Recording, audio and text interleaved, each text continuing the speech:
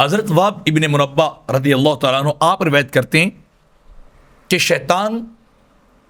حضرت سلیمان علیہ السلام کی بارگاہ میں حاضر ہوا تو آپ نے اس سے پوچھا کہ مجھے بتاؤ تم عیسیٰ علیہ السلام کی امت کے ساتھ کیا کرو گے؟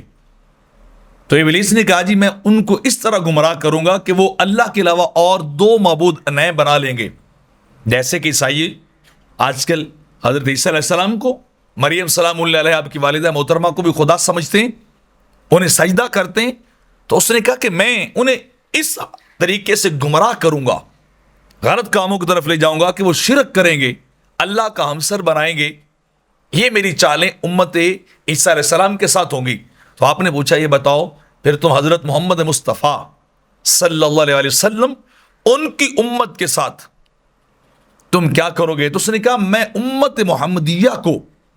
درم و دینار، روپے پیسے کی طرف بلاؤں گا، دنیا میں اتنا مشغول کر دوں گا، اتنا انہیں دنیا کا شوق اور عشق لگا دوں گا کہ وہ سب کچھ بھول جائیں گے، صرف درم و دینار کے بندے ہو جائیں گے۔ کیونکہ روایت میں آتا نا جب پہلا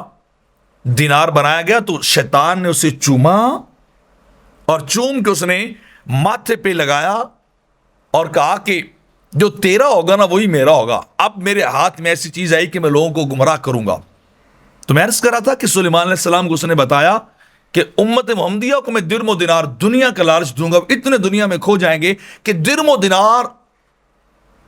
کے لیے وہ شخص جھوٹ ہی بولیں گے، حتیٰ کہ وہ درم و دینار کیا ہوگا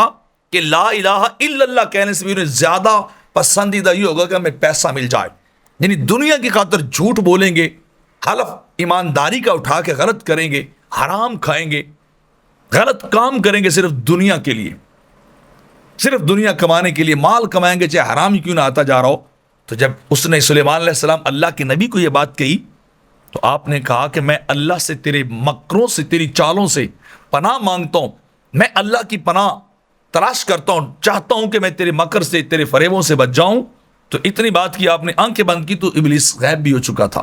شیطان دوڑ گیا لیکن بتا گیا